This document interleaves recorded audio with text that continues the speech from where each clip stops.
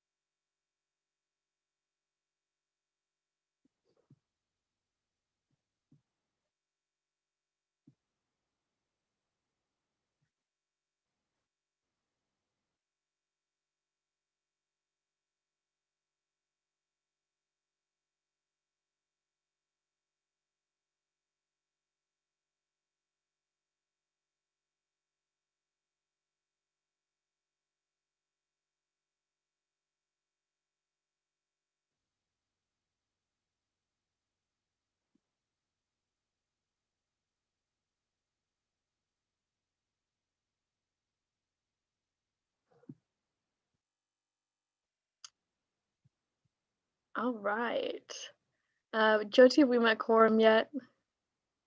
Yes, we have. Wonderful. So what I'm going to do, and for our folks in the audience, if you haven't been here before, basically how this works is I will share my screen and we will look at the agenda and then do an overview of today and do any motions and then approve the agenda. So first things first is Jyoti, if you want to do the roll call before we get into all of that.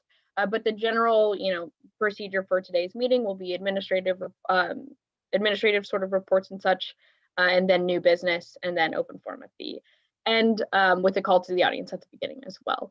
So Jyoti, if you want to take it away. Yeah, thank you everyone for coming. So first, I'll start off with Senator Decker. Here. Senator Huerta. Here. Senator Caldwell. Here. Senator Sanchez Suarez. Here. Senator Tinti.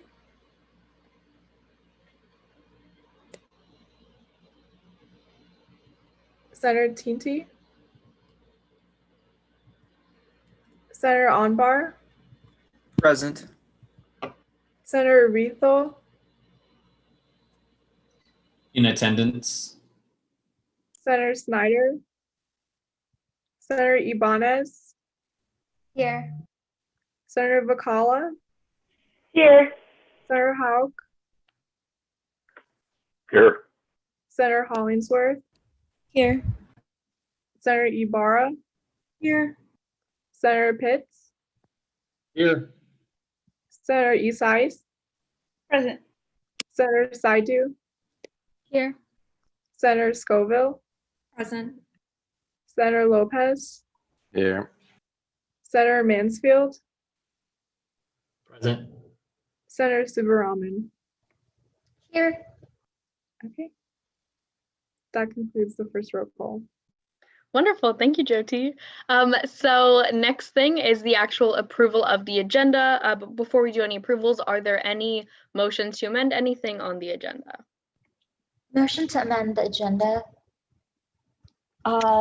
such that we hear SR 6 before we hear SB 21.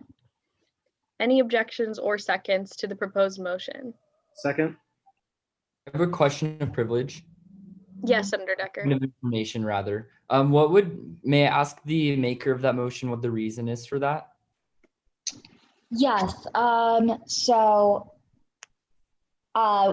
both Senator Huerta and I both have a senior leadership meeting with housing right after. So we were recommended by our community director to attend both meetings, and this would help ensure that we have enough time to hear the bill before we have to attend the next meeting. Perfect. Thank you so much for the response. Okay. Was there any I heard a second to the motion, but no objection. So can I get a clarification that there was a second? Second. Perfect. And then not hearing any objections, so we're going to go through with that. So we're just going to switch these two around. Whoop. We're just going to switch these two around so that we can hear SR6 first.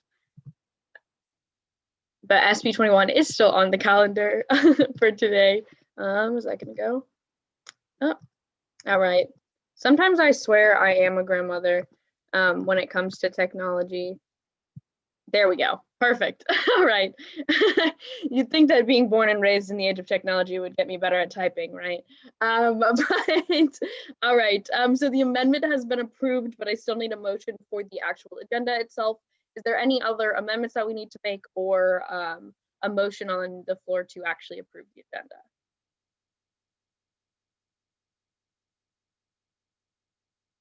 Motion to approve the agenda.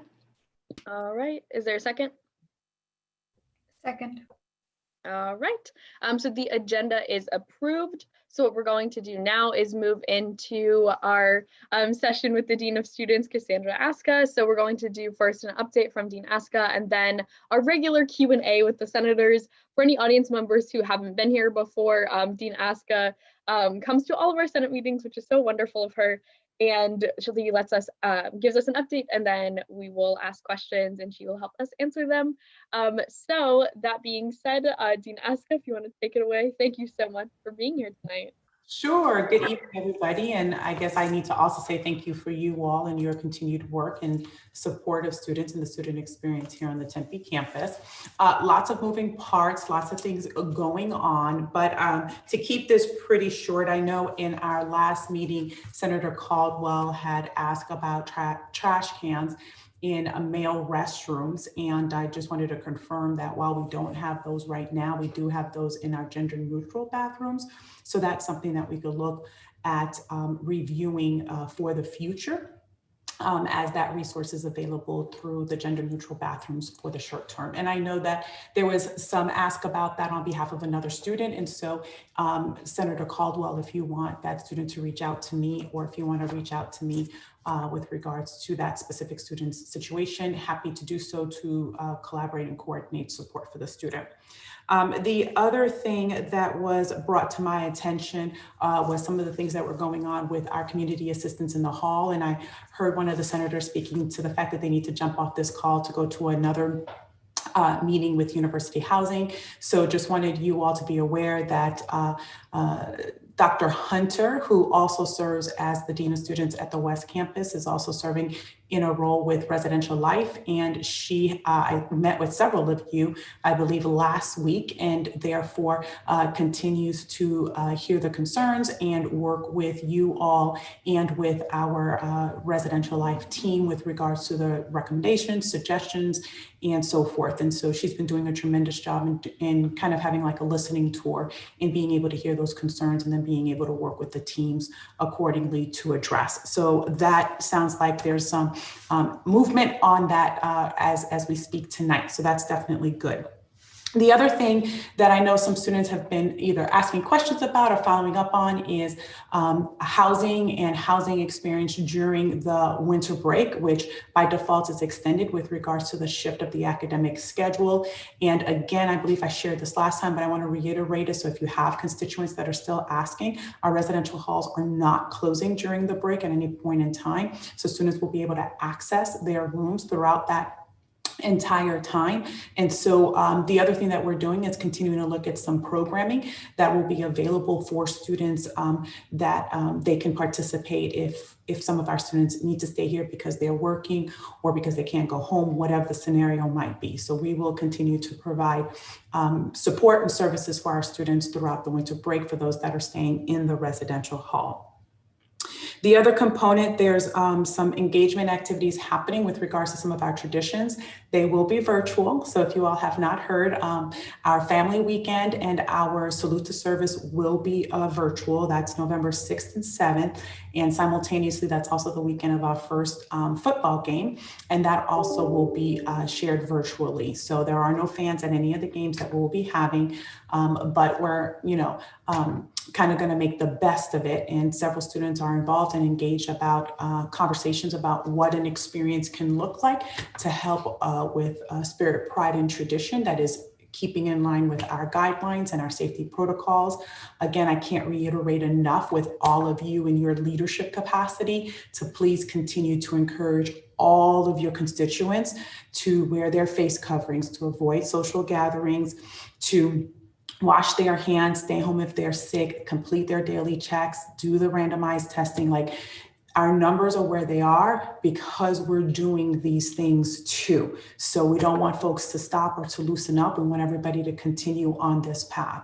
So those are my updates for right now. I want to commend everybody who's been involved in all of the voter registration efforts, tremendous effort throughout this time. So kudos to everybody and continue to do that. And then we'll open it up to you all for questions. And as always, if there are things that I can't answer tonight, be able to kind of go back and look them up and kind of get back to you all. Awesome. Thank you, Dean Aska. So senators, as per usual, if you just want to raise your hand if you have a question, and then we will go in the regular order with one question for each senator until we dispose of the list, and then people can ask a second question if they would like to. So I'm seeing a hand, but I'll give it like another 10 seconds. And then obviously y'all know that it is okay to raise your hand partway through if you do end up having a question. Cool, so I'm seeing Senator Pitz and Senator Scoville so far. So right now that's gonna be the order, but obviously if you guys do end up having questions, and then Senator Lopez, after that, feel free to raise your hand. So Senator Pitz, if you want to take it away with your question. Perfect, thank you, President Hostel, and thank you, Dean Aska, for being here with this evening. I just wanted to first start off by commending you for helping us a lot as we kind of went through all the COVID stuff and keeping liaison with us on that front. So I know I really appreciate it and our constituents really appreciate it. But I know you mentioned, the idea of football and how there's going to be no fans there. I was just curious if there's any specific data points or any kind of timeline on when you guys think there will be limited in-person events, because I know some students have been antsy to do it. But obviously, I'm with you in that, public health comes first. So I'm just curious if there's any timeline yet, or if you know anything about that, Dean. Thank you. Yeah, thank you for asking that, Senator Pitts. Great question. There is not a timeline. There is not a timeline at this point. We are clear, though, that there will be no fans through the football season. So that won't change even if our numbers change. We are continuing to explore in-person experiences. And so the team of folks, as you all know, there's a special events registry now that we have at the university. So any events that are being proposed for over 50 can go through that process. That doesn't guarantee that an event will be approved. It also doesn't guarantee that even if it is approved, that it will be stopped, because we are monitoring the situation daily. But there is a process for that. So all of these things are being explored simultaneously, and we're making the decisions as best as possible with the information that we have at hand. But there is no timeline. All right, Senator Scoville, you are up next if you want to ask your question. Thank you. So I've had a lot of concern from constituents about the lack of a fall break. Students are feeling very burnt out. Because midterms, there's already an increase in to be impolite busy work because of Zoom. So there's a lot of redundancies and where you have to do discussion boards. And then when you add on top of that, all of the fact that there's no fall break either before or after midterm, students are really struggling with that.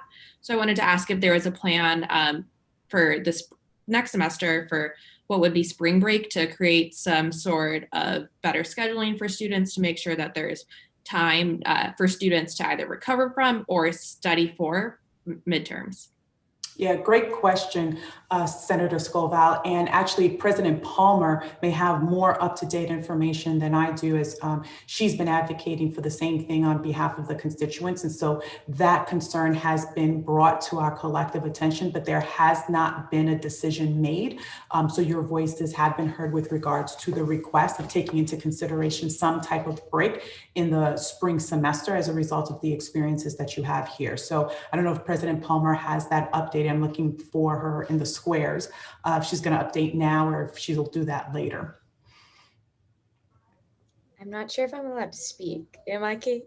You're good too now, since we're not officially in our little floor session. You're okay. There hasn't been any updates now. I brought your concerns to Dr. Vogel and Dr. Rund.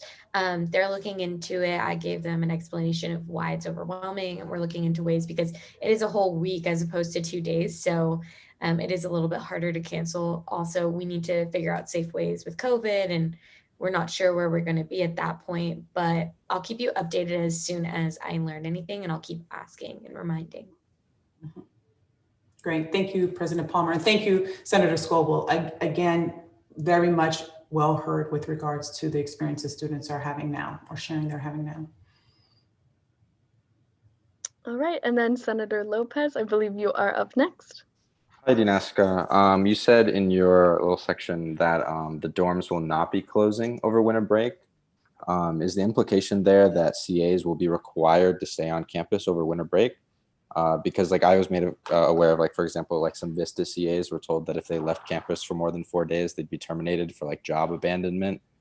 Is that going to be the case over winter break as well for the CAs? So that's never been the case. So we've always been open for winter break over all of the years that even I've been at the university, at least in the last decade, because my memory may not go back to when I first started at the university, but we've always been open. And what we do is we have a staffing structure that supports the number of students that are on campus. And so we'll work with professional staff and CA staff with regards to what the needs might be. And just like any other job, who can work, when can you work, how do you work, and so forth like that. So we will. And that's part of what is communicated from the beginning as regards to here are the expectations of the job. But I know that that's something that has been brought up, and that is something that Dean Hunter is looking at carefully in order to provide some responses upon her assessment and conversations with the CAs.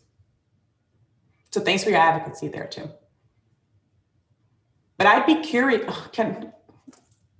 Senate President Hostel, can I ask questions of the group too? Let me see. Does anyone else have other questions? I think I only see Senator Pitz's hand left because I want to get through their questions. Absolutely. But if we have extra time, we have extra time, right? Absolutely. Senator. Yeah. So Senator Pitz, is your hand up for another question? I didn't mean to keep my hand up. Sorry about that. No worries. Does anyone else have another question? Otherwise, I'm more than willing to have us allocate some time to, if there's, like discussion to be had. That's also fine. We have the time in our agenda for sure. I'm not seeing any other hands, so yeah, Dinaska, if you want to take it away. My question is, for those of you who are working on campus, what is the conversation there with regards to working through the winter break as well? Is anybody working on campus and has begun that conversation with their employer? No need to raise your hand if you can answer the question. You can just answer it. Just make sure not to talk over each other. As a CA at Vista, I can speak a little bit to that. We were told earlier in the month within a meeting during our September all-staff meeting with Vista del Sol, as well as all other upper division communities and master leases, that we would not be able to return home for winter break, as contractually we were still obligated to be on campus, and we were not allowed to leave for more than 4 months out of a month, or more than 5 days out of a month, and more than 4 days back to back. Also contractually, we were obliged to work the desk at least 5 hours a week or 10 hours bi-weekly, which was another reason we were not allowed to leave. However, listening to concerns, Housing Pro staff has since changed that policy, saying that so long as we have enough volunteers and CAs work able to work the desk and volunteering to work the desk throughout winter break, students should be, or community assistants should be able to leave for winter break. Okay. Thank you for sharing that, Senator. I have to second Senator Huerta's sentiments. I also work as a community assistant with Vista del Sol, and yes, we were told when we received our contracts, there was that stipulation that any of the dates that were given in our contract are not comprehensive. They are not comprehensive of all the dates that we would be required to stay on campus. In that last area meeting that we attended, we were informed that we would not be able to leave campus for winter break for more than 4 days or 4 nights and 5 days consecutively, after which we would be required, before and after which we would be required to be on campus for at least 12 hours a day. And the concern there was obviously for the out-of-state students who would want to go home. They are being disproportionately affected by this than in-state CAs who would be able to at least go home to their families for 12 hours a day, if not for the entire day, to relax. And we were told that regardless of the fact that, yes, we might not have CA duty scheduled, we might not have desk shifts scheduled, that this would be the case because of COVID, which, considering that Vista's CA staff constitutes less than 40 individuals, and considering that residents constitute about 1,800 individuals, there were a lot of questions as to why this may be.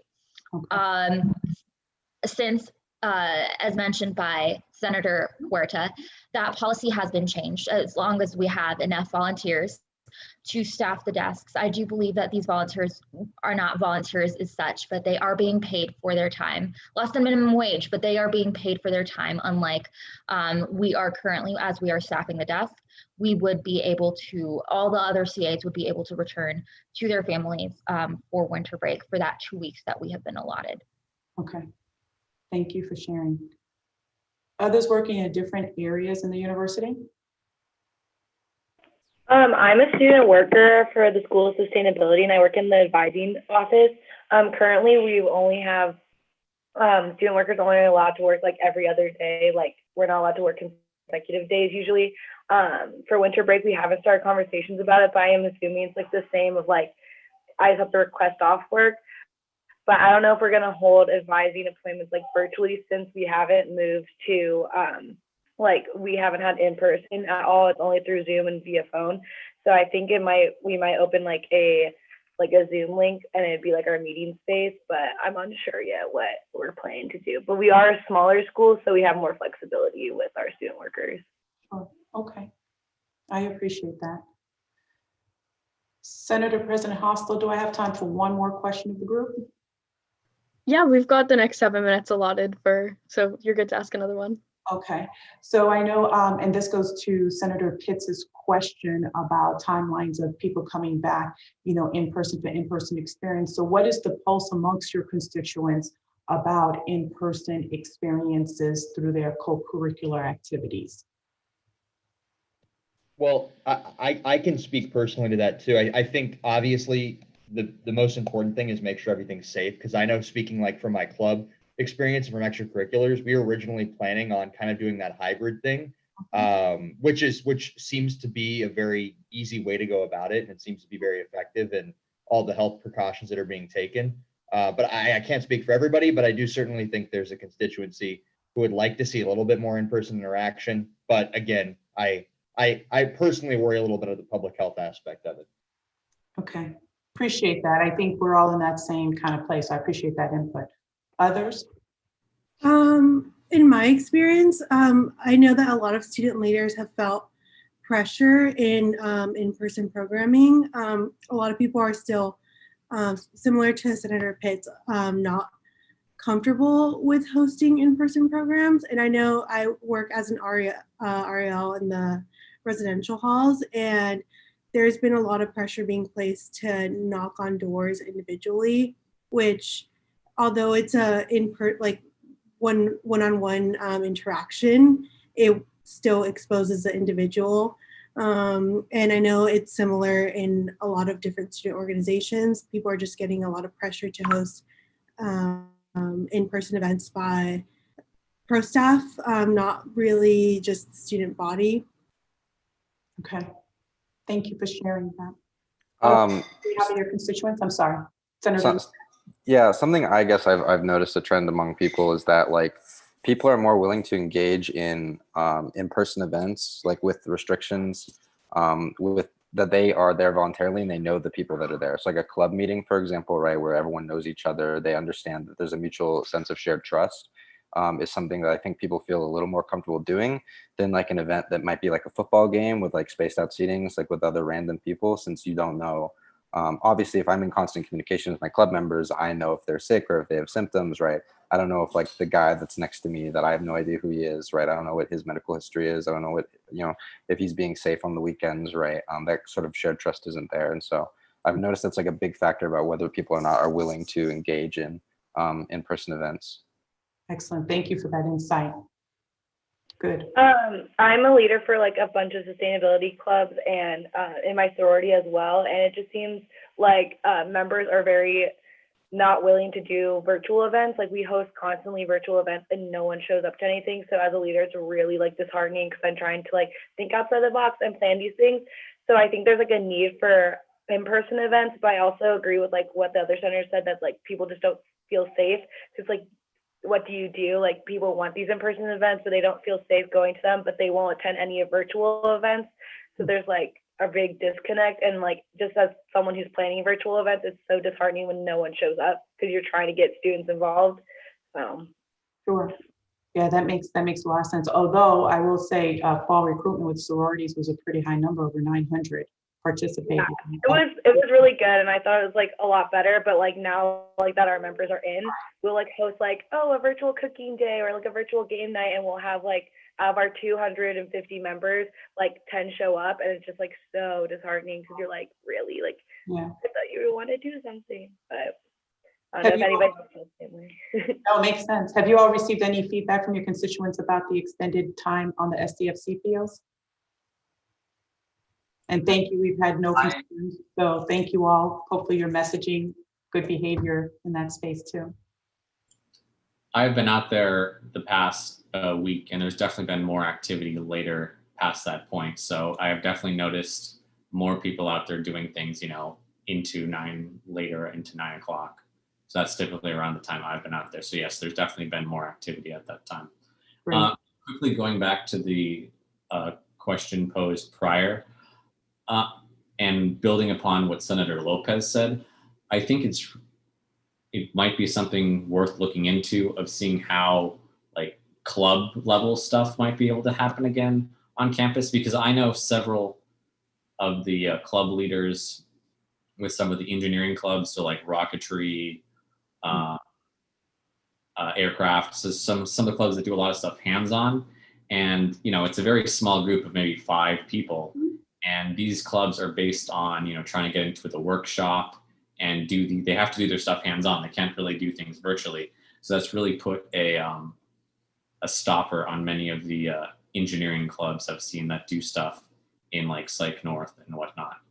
Okay, let me follow up with our student engagement team and our team lead for engineering clubs and so forth. I know you can as clubs, but the nature of the club, like you're talking about, may be nuanced in a different way because of all the hands-on stuff. So that could be something we could dig in a little bit deeper. So thank you for that.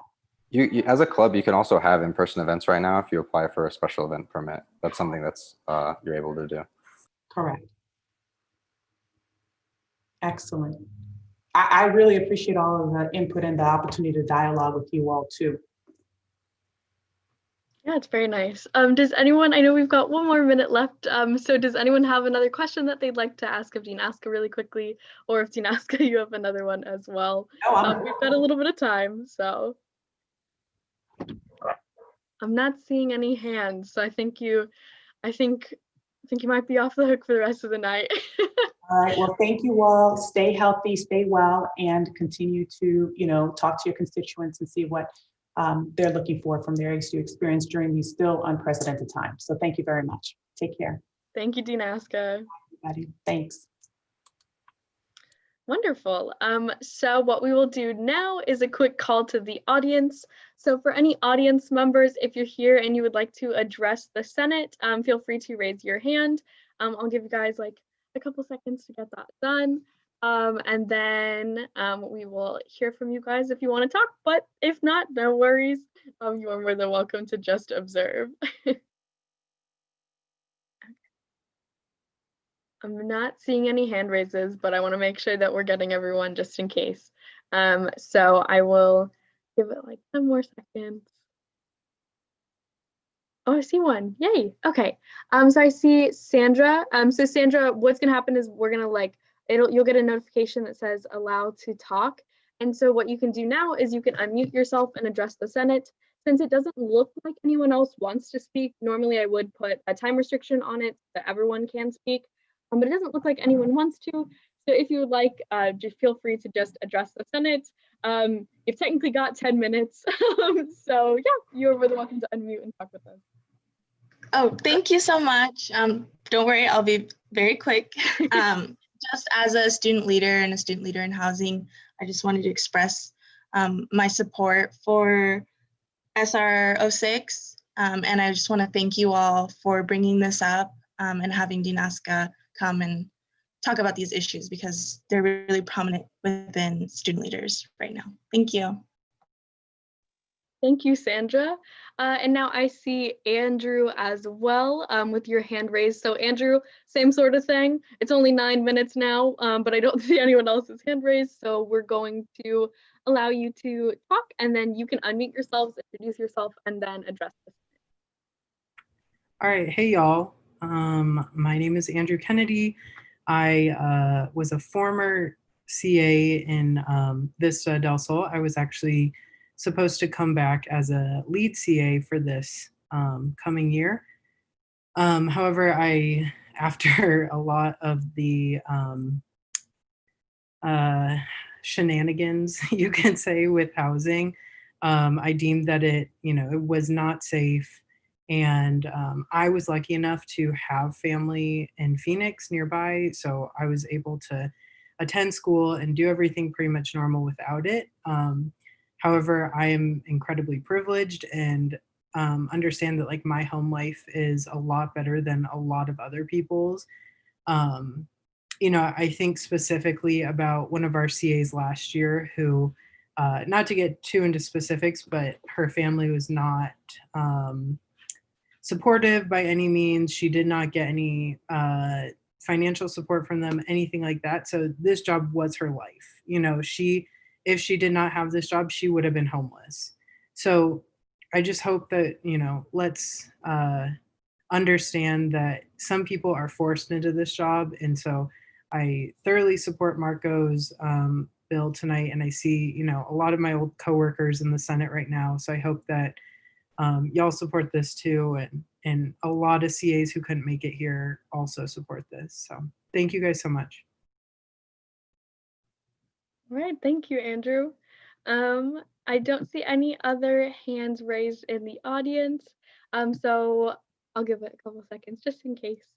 But then we will move into our officer and administrative reports. Okay, I'm not seeing any hands, so we're going to move into the officer and administrative reports, starting with yours truly. I don't have too much for today. We do, however, have our 2 nominees for the Herberger Senate positions in our audience today. We'll move them up to panelists when that legislation's heard. But I'm very excited for them. I'm hopeful that that will go well, but yes, very exciting. And you guys will get to meet them soon. Other things, just in general, make sure that you guys are responding to communication in our regular sort of times and attending meetings. Everything's been going pretty well so far, but just, general reminders and such. And then I did receive an email update from Dean Aska pertaining to SR4, which I still need to forward to you guys. I got pretty busy today. I've got midterms this week, but I will forward that to you guys after this meeting. It has some relevant information regarding SR4 and some follow-up information about it pertaining to a meeting. So you guys will get that communication from Dean Aska soon by me. And then we do have our all Senate session coming up this Saturday. Make sure to let me and Jyoti know by Wednesday night if you cannot attend. Otherwise, I will be expecting you to be there. We do have to meet quorum, and we are going to be going over our elections code and Supreme Court rules. Senator Decker sent all of that information as he's been working with the working group on the other campuses regarding that. And he sent copies of the things that we will be looking at and voting on. So make sure to look at that. And I will be sending the actual webinar link and agenda as well. But it's just those two things. So yes, just keep those things in mind. Please let me know by Wednesday if you can't attend. And as always, thank you for all of the wonderful work that you guys put in. It's so lovely seeing change happen and seeing you guys care so much about your jobs. It's very meaningful. So keep up the wonderful work. And that is all I have for my report. But if President Palmer would like to go and give us your updates, I'm sure we'd love to hear them. Okay. Can you enable screen sharing for me? Since you asked politely. I'm just kidding. It should be screen shared now. My apologies. I forgot to change the setting in advance. You are okay. Well, I hope everybody's Tuesday was great. Sorry. But your Senate interns were assigned today. So everybody listed here is going to be a part of you all. They'll probably be assigned to your individual committees as time goes on. I also do read your concerns that are in your reports. So if you ever have any, I usually bring them up to administration and I'll give you an update once I hear one. But also feel free to reach out to me if you want to make sure that I do ask about it. A few things that Office of the President are working on. We are working on a menstrual product drive with WOCO, as well as celebrating 100 years of women's suffrage for the upcoming election. Our diversity and inclusion director, Courtney, is part of 2 of the BLM committees that the coalitions are working on right now to address the 25 points that President Crow sent out earlier. We are also going to be starting a USG newsletter. You'll hear more information about that soon. You should have gotten a message about USG jackets. If you want to put your size in, please go ahead and do that. And then an ASASU FAQ page is going to be made by COP. So if you have anything that you think is a frequently asked question about USG, GPSA, all of us together, please let me know. And then here is our finance summary report. There is a new area. This is changes since last report. So the most notable things are that our transfer outs occurred. So before, not all of the child care initiative went out. Now it finally has. So that doesn't mean we've spent all of the money. It just means all of it was transferred into the account that has the child care funding in it. PAB was transferred out, and then so was the coalitions, and then the radio fee, which we use for safety escort. Something that you might notice is that for the welcome t-shirts, we're negative. We're just waiting for the transfer in from the other USGs because we all split the cost. And then I'll send this to all of you so you can look over it in more depth as well. Things that are not on here, line items that aren't on here are, nothing has been spent in them yet. So they'll be included once they have been. But does anyone have any questions? Awesome. I see Senator Scoville has her hand raised, so I believe she does have a question. Oh, awesome. Go ahead. Just a quick question. Will we get an update later from PAB about how they spent their funds, or no? No. Just out of curiosity. Yeah, we don't get an update. If we really want one, we can request one. I'm sure they'd be willing to offer it to us. Thank you. Awesome. I don't see any other hands, but y'all know you can Slack us if you have, or Slack Jacqueline if you have any questions. But if our Vice President of Policy wants to go. Okay, awesome. Thanks, Kate. So just for updates, in terms of events, the next couple of events that are coming up are tomorrow, a conversation with ASUPD, which is from 4 to 5 p.m. That'll be with Chief Thompson. And then on October 23rd, we'll be having National Vote Early Day. On November 3rd, we'll be having Party at the Polls, which is on Election Day. And then everyone's required to come to the Sun Devils Unite fundraiser, which is on November 14th. And we have a fundraising goal of $5,000. General reminders again for the election is that in-person voting has begun. It started on October 7th and will end on Election Day. The polling location at ASU, which is the SDFC Maroon Gym, will open on October 22nd.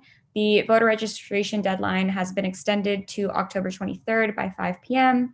So if you know somebody who's not registered to vote, or you yourself are not registered to vote, please make sure to. And then that's the TurboVote QR code. But that's it from me. And as always, like if anyone has any questions or concerns, feel free to reach out to me. Wonderful. Now to our Vice President of Services. Thank you, Kate. And Jacqueline, if you could go to the next slide. It's all good, thank you. So I have a couple updates. First with Safety Escort, we're protecting our golf carts from thieves. There's been some vandalisms going on, but we've been using the golf cart covers, locking the doors if the carts even have them. And then also we're taking photos just to document all the damages that have been done and what condition they're in when they've been parked. Just so you guys know that we are trying our best to protect the carts, but some of it is out of our control. For Spirit, Pride, and Traditions, RHA is having an 8-bit leadership conference. And so we're creating a workshop for their leadership conference.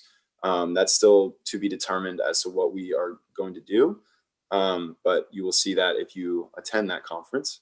For Student Affairs, we've been having Maroon Mondays, and they've been very successful for the last 2 weeks. We've had a lot of people safely approach our table, which has been awesome. And so we are inviting other organizations to come and table with us, so we can get more exposure for the clubs on campus that help us run so smoothly at ASU in terms of student engagement. Some new initiatives that are coming up for health and wellness. There's a couple. 1st of November, flu shot clinic. That's going to be in early November. That was one of our most successful initiatives last year. So we're kind of just using that blueprint to do that again and incentivize people to go get their flu shot. The Menstrual Equity Project, we're working with, I think Jacqueline talked about this earlier, but we're working with WOCO and then an organization called That's On Period. So that'll just be an on-running initiative throughout the year. And then also we're having another blood drive with Vitalant in November. That date hasn't been set up yet, but it will be at Desert Financial Arena again. And then for Safety Escort, they're tabling and promoting SES around campus. They're in the residential halls now. We're trying to get the word out to as many people as possible that they can actually get a safe ride home at night, because we have had pretty low numbers considering of just the general low numbers on campus. So we kind of want to boost the marketing for that as much as we can. For Spirit, Pride, and Traditions, we're working on game days are coming back. So we're working with PAB and SAA just to make that as exciting as we possibly can in a virtual world. So keep your eyes peeled for those events as well. As you can see, this in the top right corner here is that little design. That's a new shirt that we have coming out based off of the CDG logo. Just put some little Sun Devil horns on it. So just want to give you guys a little preview of what we've been working on artistically. So yeah, the basketball season's coming as well. And then, so we're getting some basketball signed by Bobby Hurley to do a couple giveaways to promote that. And then for Bike Co-op, we're just promoting Bike Co-op with the bike valet services. We're working with them to get some marketing materials, and then also in the resident halls, just to spread the word. Same with Safety Escort. So if there's any questions, please let me know. And you guys all know how to reach out to us. So yeah, it looks thank like you. we've got one quick question from Senator yeah. Subbaram, and she's got her hand raised. So we can ask it now. So I was just wondering, you might have mentioned this before, but how is the November flu shot clinic going to be executed such that it abides by the CDC guidelines of social distancing and all of those measures? Yes, absolutely. It's going to be very similar to what the blood drives have been. The one we had in late September. Basically, it's just spread out, and it's similar to like how we do the tabling, where only a certain amount of people can be in a certain space, and then it's basically like anything else that happens on campus. Just social distancing will be involved, and then also masks will be put in place. We're still working out the details with that, but I will keep you guys updated on the next week once I have more specific details for how we're going to follow those guidelines. But that's our main priority, and that's really the only thing that our health and wellness committee is focused on is safety. Sure. And one more follow-up question to that, actually. I actually have not attended a flu shot clinic, so this is more so for my information. But I was wondering if, with the administration of a flu shot, if that goes into each individual's patient portal, do you know whether documentation of that flu shot goes into the patient portal or not? Yes, I believe with your consent, it does go into your student health portal, just the same as anything else that you would receive from the ASU health clinics. Awesome. Perfect. Thank you so much. No problem. And Senator Rifle, I see you've got your hand raised. Is it a question for Josh? Yes, it's mainly with concern to this vandalism and stuff.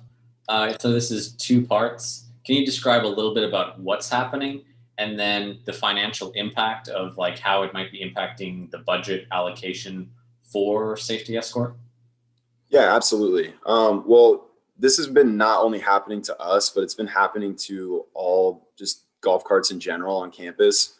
We're just part of that demographic, so we get the brunt end of it, unfortunately. But the biggest, it's really just been like people breaking into them, and they found certain illegal items inside of them just late at night. And then, so what we've really done is the biggest vandalism part of it was somebody stole the ignition out of one of them and or at least dismantled it, attempting to steal it. So it's just really, you can tell it's pretty juvenile attempts of like stealing it. I'm just assuming that it's just kind of tough times for some people and they're trying to make an extra buck off of selling spare golf cart parts. Very niche market. But we have ASU PD circling all the garages every hour. And then, yeah, the financial costs haven't been that bad. It hasn't exceeded anything more than $2,000. And luckily this year we have some cash on hand that really has been helping a lot. But other than that, it's covered pretty much by insurance. So thank God. Senator Decker, I see you have your hand raised too. Yeah, I just have a quick question. So I live at Sterling 920 right there on like Terrace and Apache, or Terrace and Lemon. And I see one of the safety escort carts parked like in the GLV drop-off zone for like 40 minutes at a time and like nobody's in it. Is there a reason why that might be, or are they just being left there until they get a call? I just am wondering if maybe that's where some vandalism may be occurring. And no, the vandalism is only occurring when we leave the carts. It's most of it, according to the police, has been during the day. But when it's being left there, we're averaging about like 6 or 7 rides per night. We just hit our record this semester of 16 rides, where opposed to last year when we were averaging about 50 rides a night. So I'm assuming that the GLB is just a hotspot for safety escort. And so Elizabeth, if you want to speak more on that as well, in terms of day-to-day operations, do you have an answer for that? Why it would be at the GLB, just unattended? Yeah. So because of the social distancing, normally the students who work would hang out in the office, but the office now can only have a max of 4 students. And so the people who are in the office are the ones taking the phone calls and manning the computer, and everyone else is driving around. But like Josh said, normally like last year or years before, if you're driving the entire shift. But this year, because they are seeing a decrease in rides, which means an increase in between when the next ride comes in, they're hanging out at different places. They have, we just confirmed, Josh and I have been working on it with the pavilion to get access to the mezzanine level. I can't talk, the mezzanine level. So there's a conference room there that they'll be hanging out in. But we just confirmed that like a week and a half ago, because they need card access to the pavilion after hours. So that should remove them from other places, because they were looking for other places since they couldn't hang out back in the office. Great, thank you guys so much. Awesome. So with that said, Elizabeth, you are next for the reports. So if you have a report for us that you want to give. Well, I'm not as fancy as the exec team, but thanks everyone for your hard work. I just had one quick reminder. I put it in the Slack late last week, but on November 3rd, the polling site needs some help with parking validation for the community members, whether they're students or community members coming to vote. So they're just hour-long time slots. So if you're looking for that civic engagement and or community service hours, great way just to sit at the computer and swipe those little cards so they can get validated. I know I signed up for a couple of shifts. I think some other people did, but there's some openings. So if you're looking for community service hours, that's a great way you can vote and validate parking.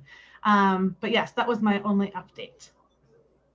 Senator Caldwell, it looks like, do you have a question for Elizabeth? Yes, I do. In regards to the parking validation, I noticed that when I go to drive-thrus, a lot of people don't wear masks at the drive-thru, and I'm worried that the same thing will happen when people, like, if they like go through the parking validation and like there's someone standing there that they're just gonna have taken their mask off. So is there a way for us to like promote that, like, even when you're like passing by the person in your car, you should still have your mask on because you're within 6 feet of people? Can we promote that in a way? Yeah, we won't be in the parking garage. We'll be at the polling site. Okay, so it's not like when you drive through the garage when you're no, leaving. we won't be in the garage. We'll be at the polling location, and we'll only be validating those that are leaving the polling location. So that's when they'll get validated. So and no one can be on campus without a mask. Okay, sounds good. My bad. Thank you. All good. Awesome. Senator Scoville, do you have a question for Elizabeth? I'm sorry, Elizabeth, if this isn't like, if you're not the right person for this question, but is there a reason that we're doing parking validation instead of just having free parking that day? Yeah, it's because parking is an auxiliary business service through ASU. And so they are revenue generating. So it is free parking for anyone who's coming onto campus that day to vote, but we still have to validate their parking. They don't offer free parking like that because of the auxiliary business part of it. Awesome. So now that we've done our officer and administrative reports, we've got our standing committee ones. So if the approps team, either one of the chairs wants to unmute and let us know how things are going. Thank you, Senate President Hostel. Not too much to report from the Appropriations Committee. We did just open startup funding, and that closes on the 23rd, as well as event funding. Startup funding, for anybody who doesn't know, that's specifically for clubs that were formed after the original general funding deadline of September 10th. So if you know any clubs in that situation who still need funds, please direct them to apply for startup funding on Sun Devil Sync. And then also, as I mentioned, event funding is still open until the 23rd. And we will be sending out an announcement about that probably in a few days, just to remind clubs and organizations to apply for that before the deadline. So that's pretty much all we have, unless Kylie, if you'd like to add something. No, I think you covered it, Nate. No, nothing for me. All right, great.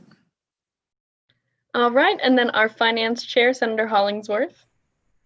Yeah, not much from here either. We had a really busy season at the beginning between the summit and working on opening up our application for travel funding. So now we're slowing down a bit and focusing on sending out emails to the college councils for travel funding applications / like the professional development conference grant. So we're going to be sending out emails to all the college councils individually. That way they can start letting students know about that. And then we're also just working on kind of brainstorming things we can do since travel isn't, like I've mentioned before, isn't happening a whole lot. We haven't had any budget requests for travel or virtual professional development yet. So we are also just kind of brainstorming any other potential things that fall in line with that we can use our money for. So if you have any ideas for that, definitely let me or anybody else on the committee know. But yeah, that's it. Awesome. Our government operations chair, Senator Decker.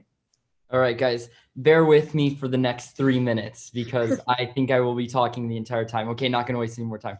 So you guys probably, I hope you saw my message in the Slack today. I know it was very long, but if you have not seen it, please, please, please read it. Take a few minutes to read my long message. But I'm gonna articulate a few more things that I don't think I said very well in that message. So as you all know, we have our all Senate meeting on Saturday, and the two items of business that we'll be considering there are the elections code and the Supreme Court rules. First, with the elections code, like I've been briefing you guys every week, we have established a working group among all of the campuses so we can come to a final agreement on what the final version of the elections code that we will vote on will be. Internally here in USG-T, the Government Operations Committee has been developing different suggestions that I then go and advocate for in that working group. And so for those senators that did put comments and suggestions in the elections code document, I have been advocating for all of your guys' positions and communicating with you guys via that document.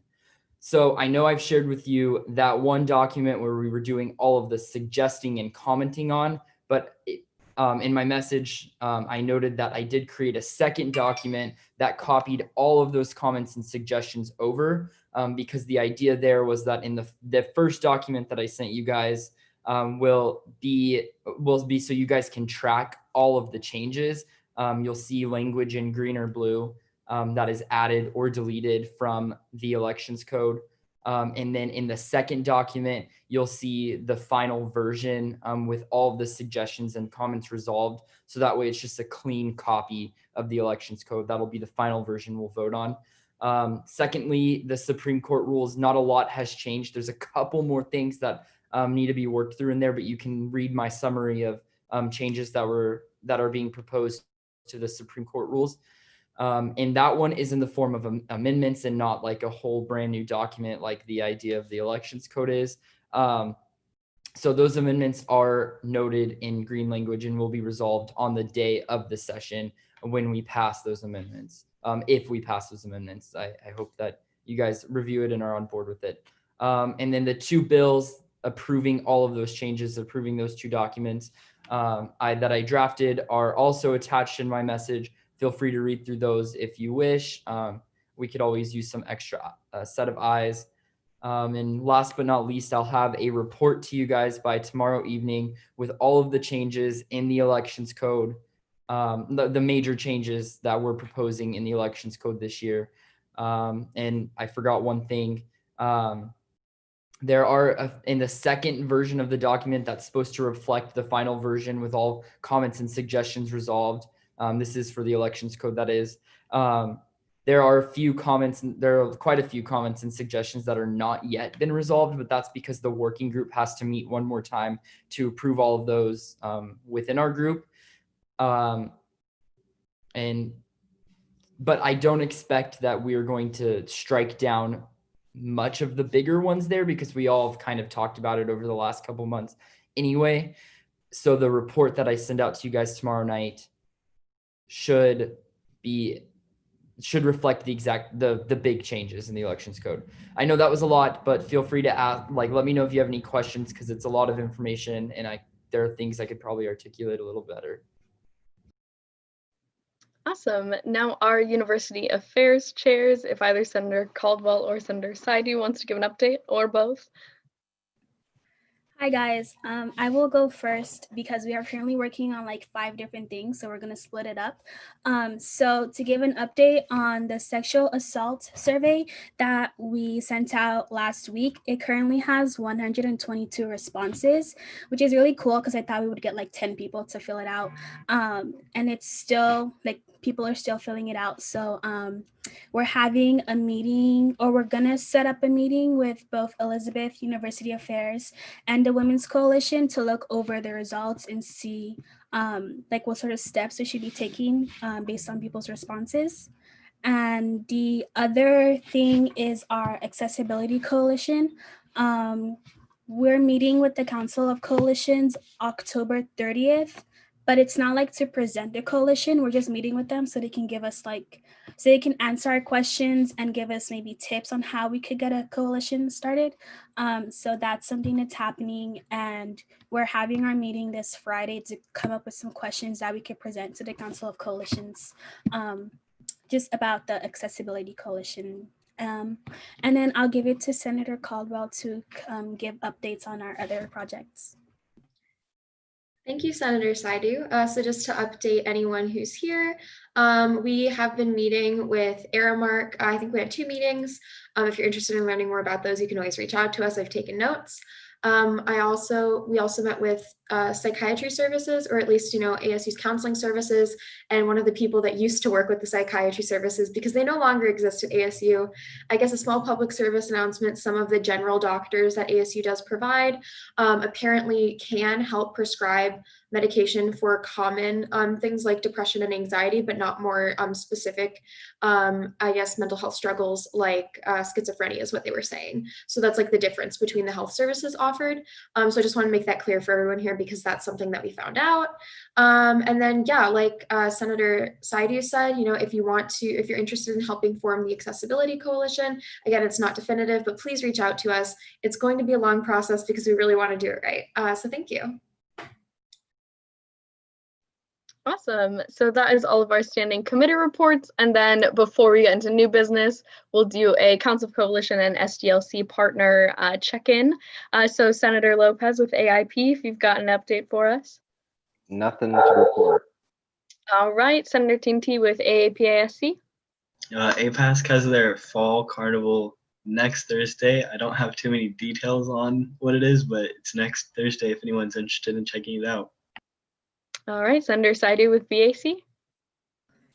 So the closest thing that BAC has right now is October 15th, which I think is a Thursday.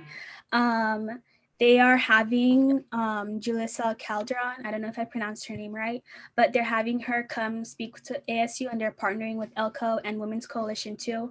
And then the other thing is that they are working with the philosophy department at ASU to make, because the problem is that philosophy is mostly filled with like a bunch of white students. So the philosophy department is working with the BAC so they could figure out if there's any ways that they could introduce more Black philosophers into their program, and then also how they can make philosophy a more interesting topic to students of color. And those are just some of the updates that the BAC had. Awesome. Senator Scoville with Changemaker. Changemaker has their fall community action grants application closing on November 1st. If you haven't heard of it before, the community action grant, I think it's up to $2,500.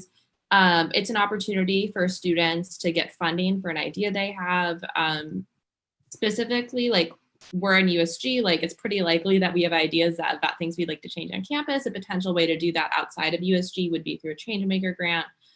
They have the Sexual Violence Prevention Grant, the Civic Engagement Grant, the Sustainability Challenge, a lot of different ideas. So I'd encourage everyone to look that up and then also spread the word about it, because it's a really good opportunity for students to get funding for their ideas. That's about it. Awesome. Senator Isais with CIS. Yeah, nothing major to report. I know that the deadline for submitting those videos has passed. I got it only from 4 senators, but I think they're still looking to do that in the future. So if any senators still want to do that, you can. Again, you can send it to my email, and it would be used for CIS's work. And that's pretty much it. Awesome. Senator Ibanez with El Concilio. Hi guys. So like Kanya mentioned, like Senator Saidu mentioned, ELCO is partnering with the BAC and WOCO to host Julissa Calderon on Thursday, October 15th, and that's going to be a really big event, so we're excited for that. And then ELCO is also doing a Dream Zone virtual support circle, so it's for DACA students and anybody else, anybody else in the Latinx or Hispanic community, and those happen bi-weekly Tuesdays from 5 p.m. until whenever, and they start October 20th. Awesome. Senator Pitz with Inferno Insiders. No insight right now, but I'll let you guys know. Awesome. Senator Mansfield with PAB. Nothing much other than the Inferno Fest 2020 will be held virtually on October 23rd. And Charlie Puth will be in attendance. and there's a lot of guests that I'm not allowed to say and that I don't even know, but go, because it'll be a lot of fun. It made me think that Charlie Puth's just gonna be, sitting in the audience. It was kind of funny. I'm assuming he's singing. Yes. Wait, point of information, I guess. Yes, Senator Lopez. I thought we didn't assign any funding for Inferno Fest. We didn't. They acquired funding elsewhere. Wow, good for them. I know. So next up, Senator Vicala with Rinco. Hi, not much for me, but tomorrow night from 7 to 8, they're going to do an LGBT education collaboration with Devils in the Bedroom, the Rainbow Coalition, obviously, and in Love and Color. So if you guys want to know more about LGBTQ and like sexual and relationship health, I encourage you guys all to attend. And just a reminder, they do have their weekly meetings on Fridays. So that's it for me. And then Senator Sanchez Suarez with RHA. Nothing major to update. Okay, Senator Reithel with SAA. So they've had a few things going on. So this week is they're accepting submissions for a ASU crib dorm edition. So it sounds really cool. So the students can show off their like MTV crib style dorm. Don't look at me, I don't really decorate my dorm, but and the winner can get a $500 Target shopping spree. So, if you guys are really decorative with your dorms, it's definitely something to check out. It's on the Student Alumni Association's Instagram. Last week, they went out to Fear Farm, and they said it's actually a really good activity. And I don't know if that's something we might want to do, and I was talking with him. And then going forward to the end of the month on October 29th, their last meeting, they are hosting a Halloween movie watch party. So they said that, they'd love to see some of you guys, and I'll post more information once I have it. All right. And then Senator Ibarra with Women's Coalition. Hi. So yeah, a few updates. As Senator Saidu said, they will be working on looking over the results from the survey. And then the first general coalition meeting will be tomorrow at 6 p.m. if anyone is interested about like attending. And then they also open the committee applications for her story. So if you have any questions, feel free to Slack me. Perfect. So that is it with our officer and administrative reports for the night. So we will move into new business. Given the agenda amendment, we're going to start with SR06. So if the sponsor of the bill would like to screen share so we can do the reading of the bill, I believe it's Senator Lopez. So you are more than welcome to do that and then explain the bill, and then we will go into our discussion. Cool. Can y'all hear me? I can't see my mic. Okay, awesome. This is SR6, a resolution to support and protect housing student employees during the COVID-19 pandemic. I'm going to motion to first amend the resolution with some basically informational additions and some corrections to make sure it pertains specifically to Tempe.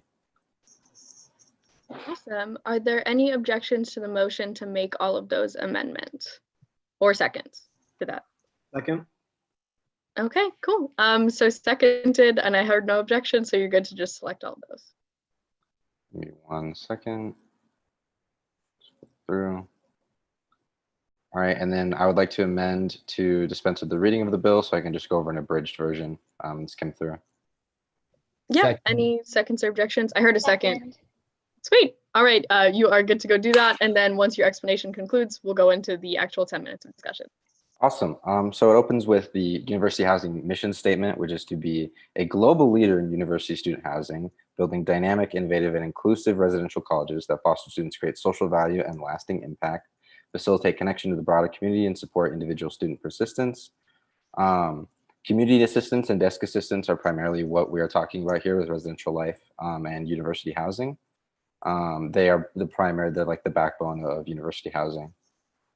So right here, this talks about how the undergraduate student Government Senate of Tempe campus, that is us, we conducted a survey that was sent out to community assistants employed at various residential communities throughout the Tempe campus to gauge employee sentiment.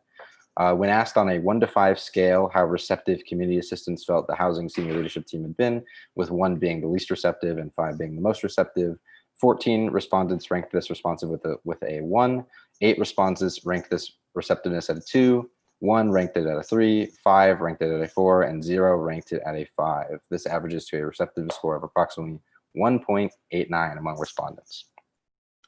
The state press released multiple online articles outlining fears, concerns, grievances of housing student employees. The earliest was published on August 5th. The Phoenix New Times released an article concerning the functions of university housing during the COVID-19 pandemic. And most recently, the Wall Street Journal published an article on the morning of October 9th, which discussed ASU university housing policy and further elaborated on the concerns of students hired as community assistants. University housing reduced the number of desk assistants hired for this academic year and took much of the jobs that those desk assistants did and gave them to community assistants. Appointment agreements were not sent to students offered a position as a community assistant or a Greek leadership village assistant until early July, less than a month before student housing employees were expected to move in their assigned spaces.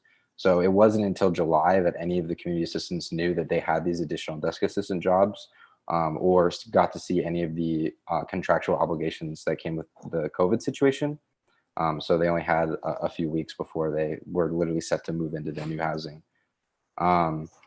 ASU, as we all should know, kept $31.7 million in the CARES Act in order to ensure that numerous university functions be able to remain largely unimpacted and undamaged in the face of COVID-19. That otherwise, that money probably would have gone to the student body. And so therefore, it be resolved that the Undergraduate Student Government Senate of the Tempe campus requests that the university housing senior leadership increase transparency between themselves and Tempe University housing student staff.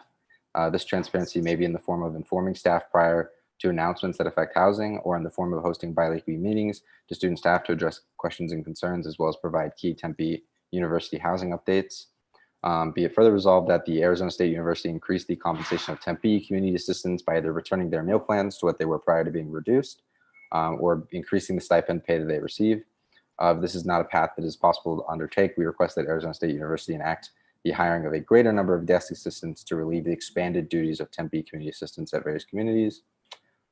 Continuing, Tempe University Housing implement and provide a streamlined, safe, and job-secure method to allow housing staff to relay their concerns to housing senior leadership and professional staff without fear of reprimand.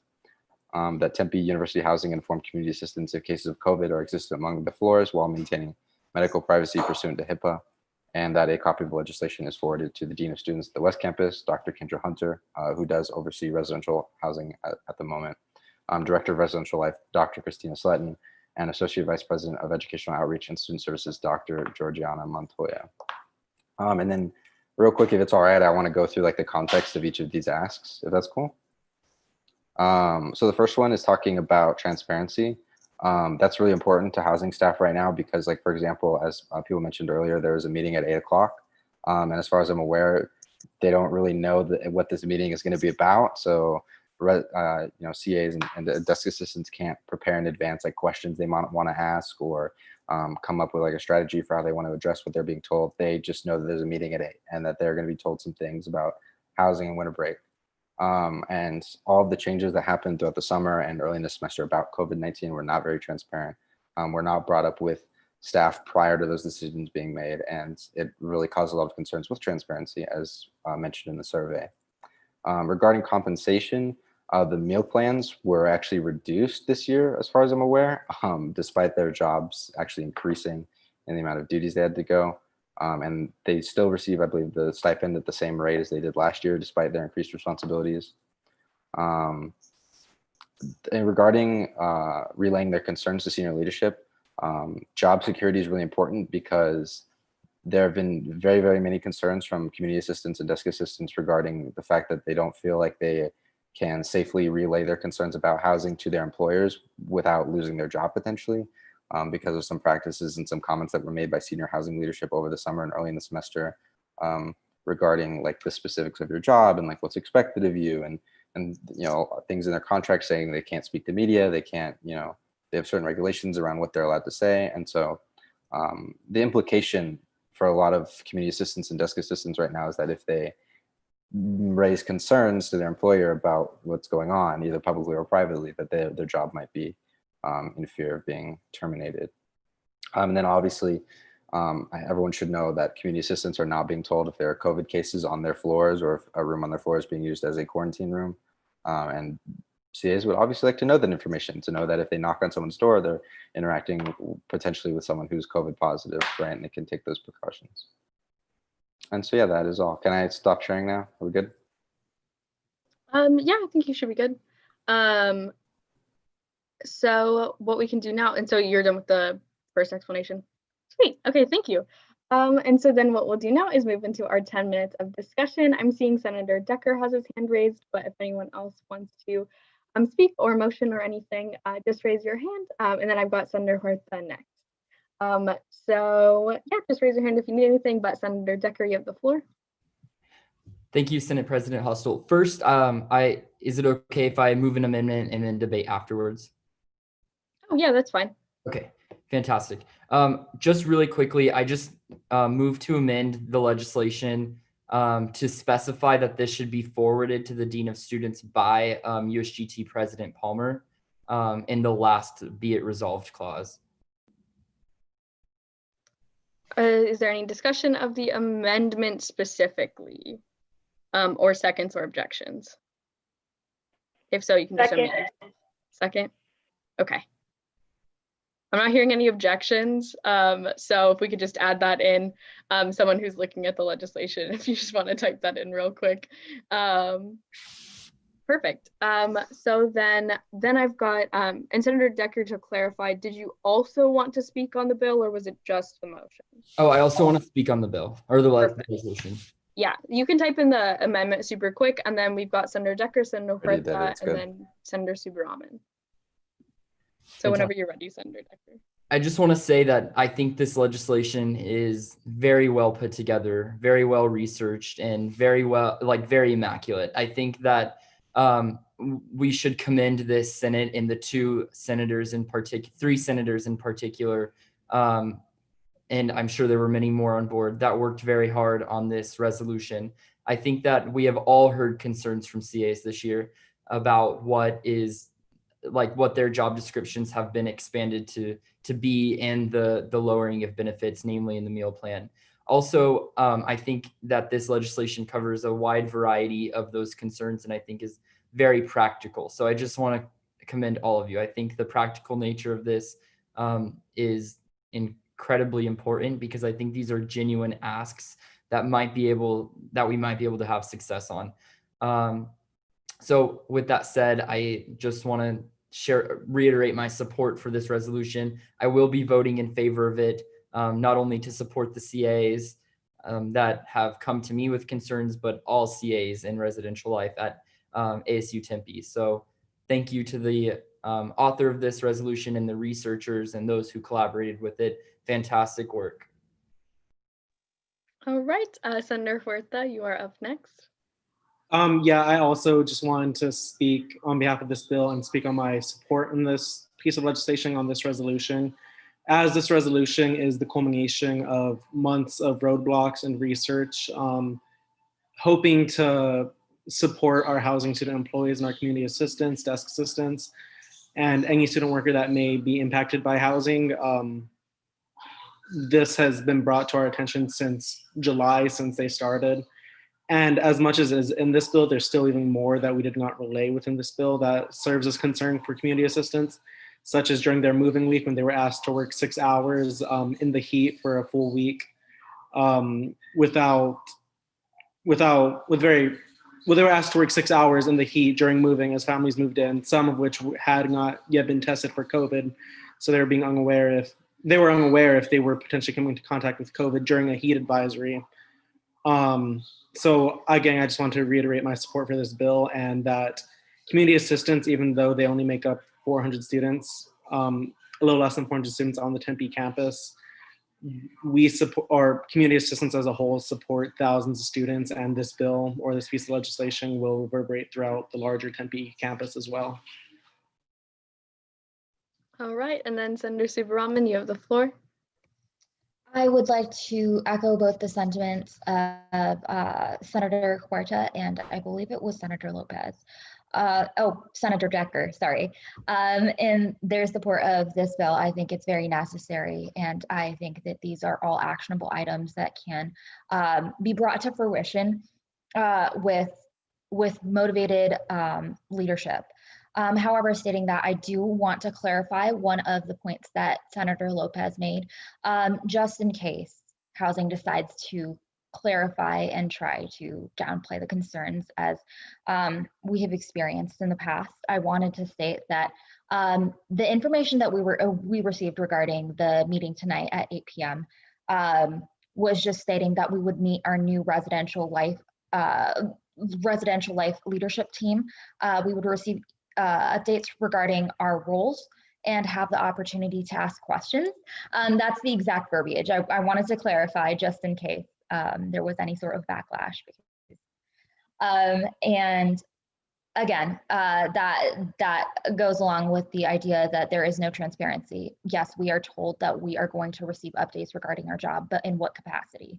So I think this resolution is very necessary to establish a sort of transparency within ASU housing to ensure that both senior leadership understands the concerns of CAs and CAs understand where senior leadership is coming from, and hopefully to ensure that protections are in place so that CAs no longer feel as though they are being overworked and are in danger in terms of their health and safety. All right, and then Senator Isais, you have the floor. Yeah, real quick, I just wanted to speak in support of the bill. I think that, especially with CAs, this would establish a little bit more of a connection and would establish more transparency, albeit maybe not as much as we would like to see immediately, but definitely a step in the right direction. So with that, I yield my time. Wonderful. Motion. Oh, I was going to say, I see Kylie, Senator Vakala, you have a motion. There is someone else who still has their hand raised, just a heads up. What's the motion? I was going to motion to vote by acclamation, right? Is that correct? Okay, yeah. Senator, oh, okay, the hand is lowered. So yes, so there's been a motion to vote by acclamation. I believe we've had this motion on the floor before, but just in case any of the senators aren't certain what that is, I know it's the beginning of the semester, or I guess it's halfway through the semester, huh?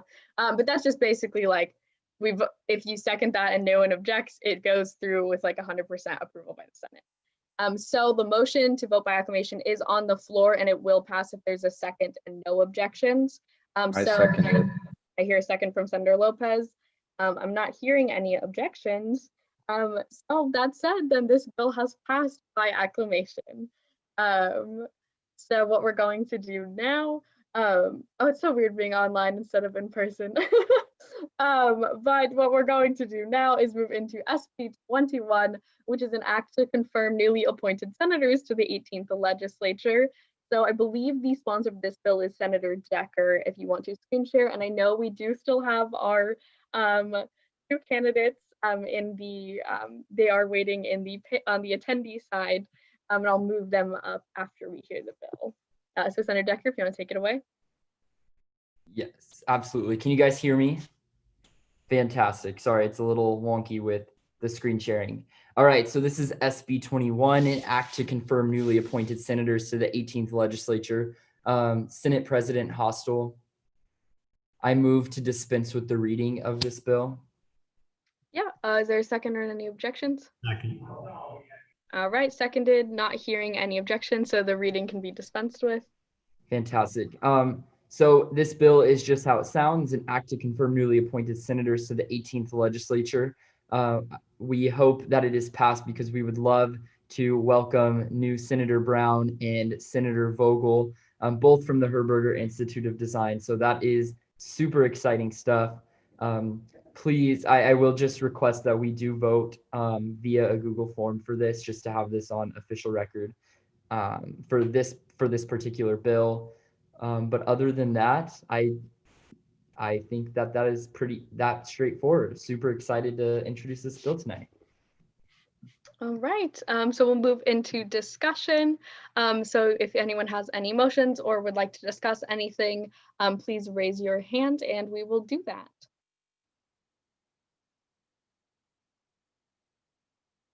All right, I'm not seeing any discussion, it doesn't look like. So what we're gonna do is move into the voting period. So Jyoti, if you want to send out that Google form to everybody in the Slack so we can get the vote done. And if anyone has any objections, please let me know now. All right, well, it looks like we're good. So Jyoti's gonna send that all your way, you guys. And then once I have all of the votes, I will let you know how it goes.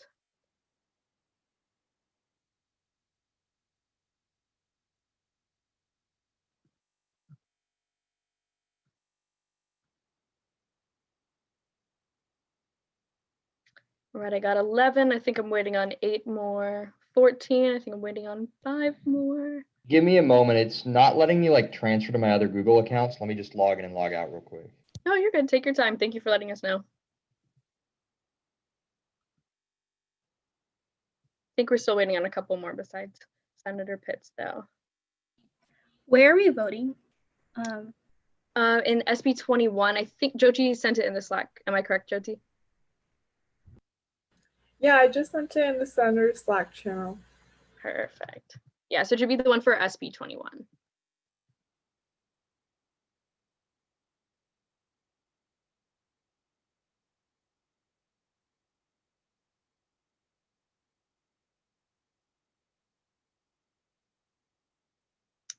All right, I've got 18 votes. I think I'm just waiting. 19, all right. So I've got all 19 votes in. So by a margin of 19 ayes, 0 nays, and 0 abstentions, we have 2 new senators. Okay, so exciting. So yes, this is what I mean. It's so weird that we're not in person. We can just like aimlessly clap, but we're clapping in our hearts. So what I'm gonna do now for Senator Vogel and Senator Brown, so exciting. We are going to move you guys up to panelists so that we can get you sworn in. So if you have camera access, can you please turn it on so that we can see your smiling and excited faces. We are so happy that you guys are here. And so what I'm going to do is I'm going to pull up our oath of office and then we will get you guys officially sworn in. They have their onboarding meetings on Wednesday, but for the rest of the senators, they will be incorporated into the Slack and with the hiring information and all of that sort of stuff by tomorrow. So very exciting. And then I'm going to be meeting with them, and for chairs, we'll figure out committee assignments. So you'll get a message with me about that. So let me pull up the oath of office.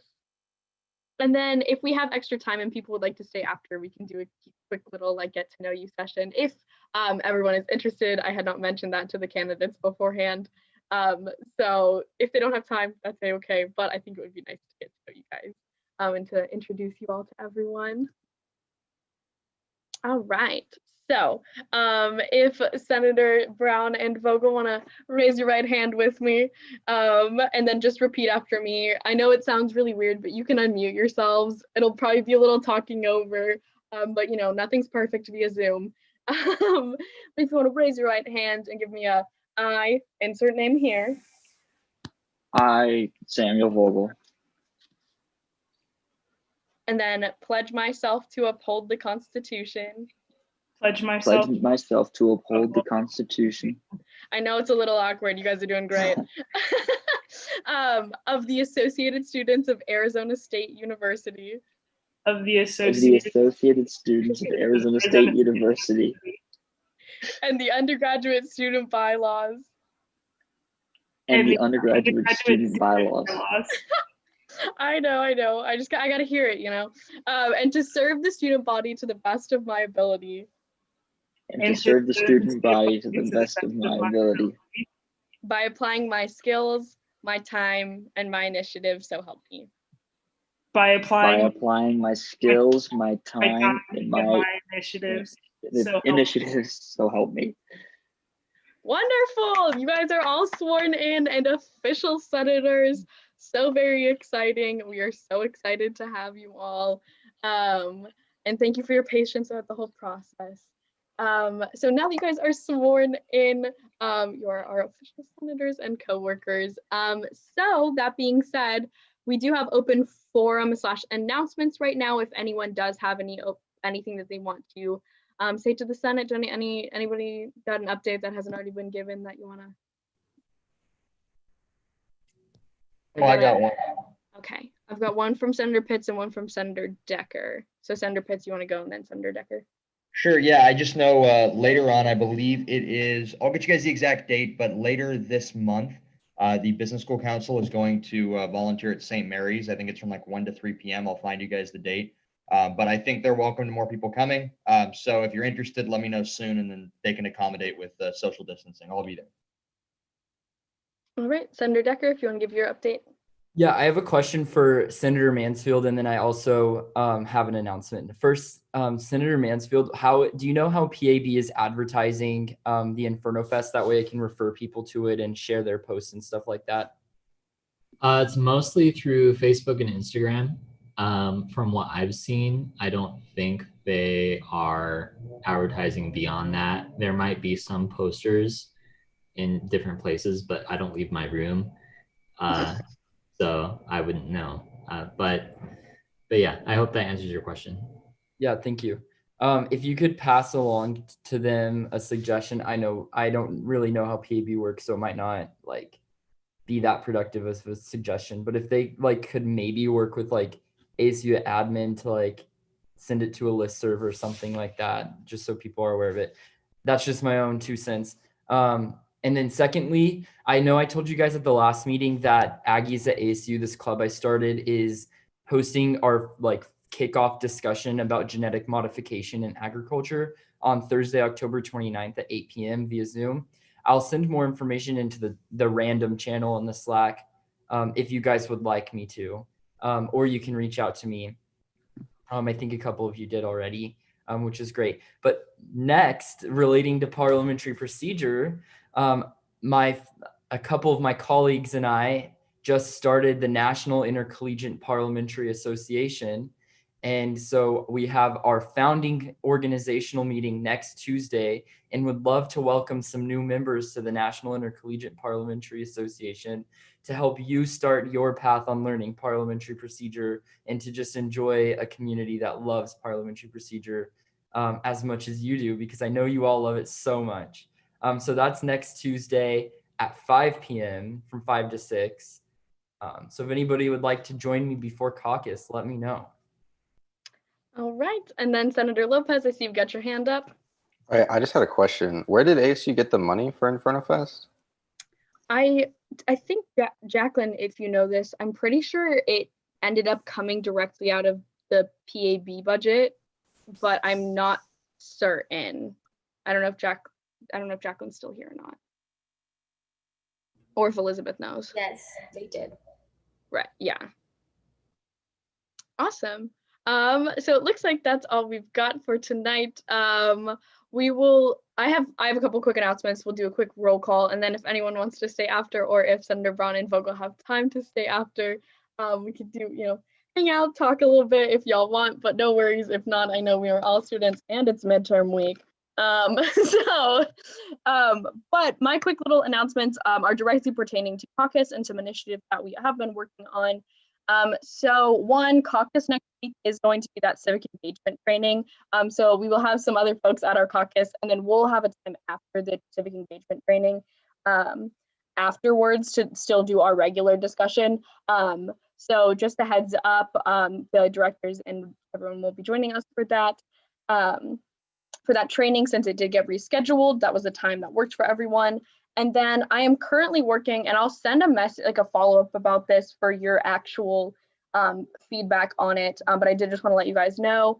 I'm working with Elizabeth to get a meeting for everyone set up with Aramark as well. I know our University Affairs team has been doing a wonderful job doing all that research and everything and coordinating with President Palmer pertaining to that. But we're trying to get a bigger meeting set up on that. So we were originally thinking of doing it for the November 3rd caucus, and we realized November 3rd is election day, so we probably shouldn't have caucus that day, since we have so many events and people should be going to the polls and such, and we'd have to make it pretty late in the evening to ensure that voting has already concluded by then. But I'll be sending information about like times that we could perhaps reschedule it for, because the next caucus is until November 17th, and I just have a striking feeling that that's a little bit too far out for one of those meetings. If that's okay with you guys, that also still works. But I'll basically be sending a message in the Slack channel pertaining to if we're okay with that date, or if we want to do a different one, and then collecting availability for that so that we can have like a full Senate like information session with Airmark where you guys can ask questions and such. But yeah, so just wanted to let you guys know about that sort of thing. Obviously, we've still got the upcoming session with the elections code and everything. I know Cam and I have been beating the bush on that one. But make sure to let me know by Wednesday. Me and Jyoti know by Wednesday if you cannot attend. Otherwise, I do expect you to be there. We only have like 2 of these a year, and you'll get to meet your counterparts from other campuses. So I believe that that's all I have. Just make sure that you're consistently checking your Slack, still attending your college council things, or STLC/COC partners if you have them, as well as your committee meetings and office hours. But you guys have been doing a great job so far. I love seeing how much work the Senate has been doing. It's really lovely to see. Senator Decker, it looks like you have your hand raised. Yes, I just have one question. I know there's been a couple communications about like the mandatory trainings we have to do through the HR office, but I'm really confused. Like, okay. I'm really. Yeah. Elizabeth, I think, will probably be a better person than me to answer this just because she works more closely with HR, but there's the information security training, and then there's another training that you guys should have just been notified of, I believe this past week. Those both do need to be done by the prescribed deadline, but Elizabeth, if you want to provide more clarity, since I know you do more of that stuff than I do. Yeah. Senator Decker, is there anything specific that you're confused about that I can clarify? I was just confused. Like, I was just confused on like how we access them, what we like, how, I don't know. I just got like one of those no reply emails that says you have to complete this training. And then honestly, I can't find the email again. So maybe it's because of that. And then I think we got another email from like somebody else. Maybe it was Chief of Staff Levesque. And we have a goal date for finishing the training, but I just still don't know how to access them or like exactly what trainings we have to do, because there's been mention of like 2 or 3, and I've heard people talk that there might be 4. I don't know. Yeah, Trey and I can work with Kate on collecting it in one collective email with the links. It should have had the links for you, but this is all tied to hiring. So you will get paid at the end of the semester. So in order for them to pay you at the end of the semester, you have to be a hired student worker in the system. And so once you're in the system, so you all have been hired, that's when like Kate was collecting like your resumes and cover letters. Then that triggers, once you accepted your offer letter, it triggers all the training. And then Trey and I will get the annoying emails pretty much every week, like these people who have completed it, these people who have not completed it. And notoriously, ASASU has always been the ones that are always on that list. I'm super competitive and I refuse to be on that list anymore. But the university has a deadline for us at the end of the month. But Trey and I can work with Kate on collecting it in one collective place to send out to you all by like the end of the week. Yeah, we can get that to be more clear for you guys, because if there's confusion about that, like we should be the ones to clarify that. So I can definitely, Elizabeth and I will add it to our weekly calendars for our meetings and stuff, and we'll get a fully comprehensive message for y'all. I'm seeing hands from Senator Huerta, Ibanez, and Scoville as well, so we can go in that order. Yeah, just for clarification, if we've already completed those trainings for other jobs that we hold on campus, do we have to recomplete them for this job? And if not, do we have to contact anybody about the fact that we already completed them? No, you shouldn't show up on our list if you've already completed it. Now, if it's one of those annual ones and it just happened to be in like one of those, times where you may have completed it last fiscal year and it hasn't been completed this fiscal year, you might show up. But if you've already completed it, you won't show up on our list. And then Senator Ibanez, I see you've got your hand raised too. Yeah, I had a question similar to Senator Huerta's. But we already got that. So I was wondering about the due date. The due date says it's due Friday. So I don't know if that, for 2 of them, they're due Friday. So I don't know how that could affect just like the hiring process and stuff? You're already hired in the system, so it's just continual reminders. But like the final deadline from the last email I saw was the 31st of this month. I think Trey and I had set like an earlier deadline just to like beat us all to the punch, so there was less of us on the list of who needs to complete things. Okay, thank you. Yeah. And we'll go through too, and like we'll compile the information, and then we'll send out like individual reminders for people who haven't done them when it gets like closer, right? And so if you don't end up getting one of those after you'll be fine. But we'll consolidate that because it seems like a lot of people are having confusion, and I know I got hired a long time ago, so mine's a little different. But so yeah, we'll figure that out for you guys because I want to make that all clear. But yeah, I see Senator Scoville and then Senator Lopez. Yeah, I think it'd be useful to provide more clarification on also all the things we're supposed to do as staff, because I'm aware of my requirements as a USG senator of like having office hours and stuff, like using Clockify. But then in addition, there's like the service hours. And while like I'm not opposed to service hours, it's just confusing to be like, oh, there's this requirement and this requirement. For things that aren't like directly related to our jobs as senators. So it might be useful to have that in a place that isn't Slack, because Slack it's hard to reference. So. Yeah, I can send out an email with all that information too, because I know I sent out the mandatory events and stuff, but I'll add the other stuff and make sure that like trainings, volunteer hours, events, and then like general senator specific duties, like the reports and then the attendance of meetings. I can do that all in like an email so that you guys can all reference it if that would help. Yeah, we could just flag that and keep it in our inbox and reference it when we need to. That would be really helpful. Yeah, of course. Yeah, thanks for bringing this up. This is helpful so that I can make sure everyone's informed. I appreciate this. And then I see Senator Lopez, you've got your hand up too. Yeah, I guess probably for Elizabeth. I filled out a scary tax form for HR. And it talked about like our official start date for when we're like hired. And I just put the day I filled it out because I don't actually have any information on when our official start date was. When are we officially considered employees?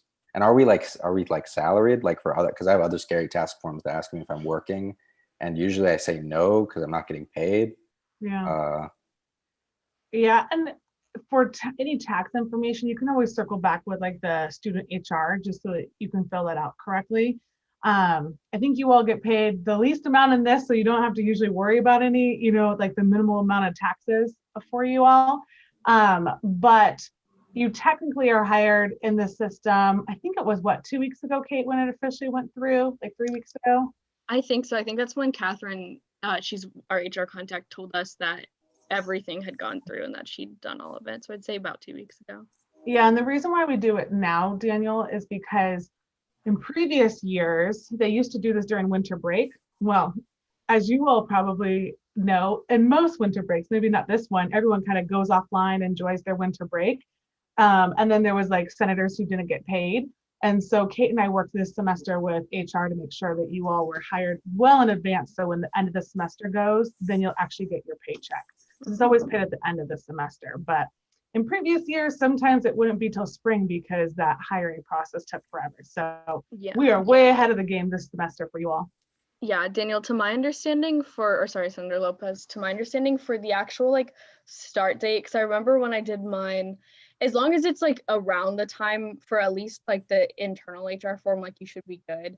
But I can also include our HR contacts emails on my like master email that I'm sending to all of you guys, so that you guys can also individually ask, just because like obviously like I don't know those things, but they're relevant and they're good questions to ask. So I will also include all like that information so that you guys can individually reach out if you do have questions. If that would help. I'm guessing it would. I saw the thumbs up from Senator Lopez.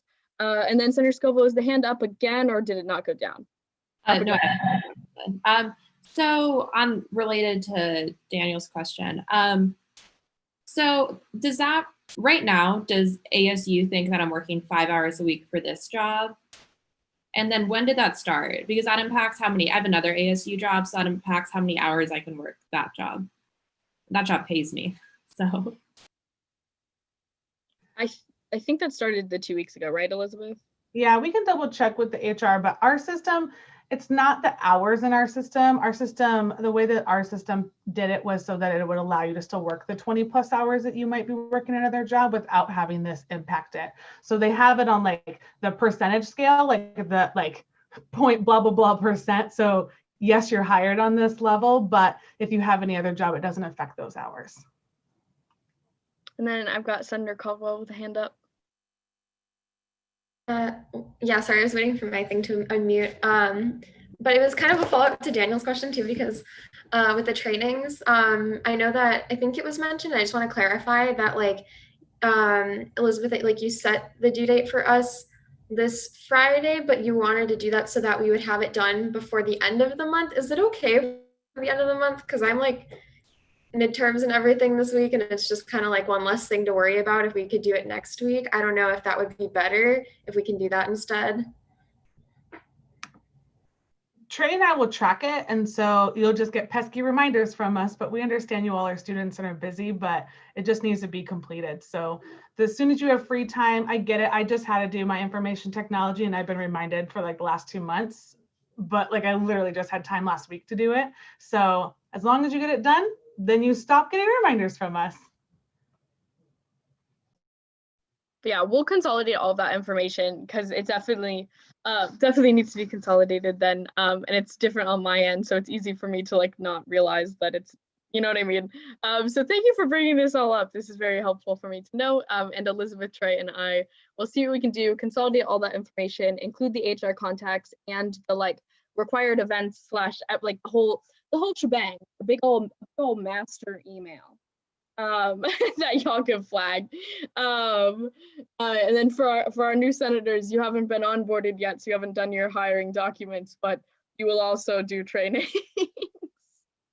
Cool. Well then, I think we are on to our second roll call of the night, right, Jyoti? Yeah, I'll go ahead and get started with that. Perfect. Okay, so first, Senator Decker. Here. Senator Huerta. Here. Senator Caldwell. Here. Senator Sanchez Suarez. Here. Senator Tinti. Here. Senator Onbar. Present. Senator Retho. In attendance. Senator Snyder. Here. Senator Ibanez. Here. Senator Vicala. Here. Senator Hauk. Here. Senator Hollingsworth. Here. Senator Ibarra. Here. Senator Pitz. Here. Senator Isais. Present, sorry. You're good. Senator Saidu. Here. Senator Scoville. Here. Senator Lopez. Here. Senator Mansfield. Here. Senator Subbaraman. Here. And now Senator Brown.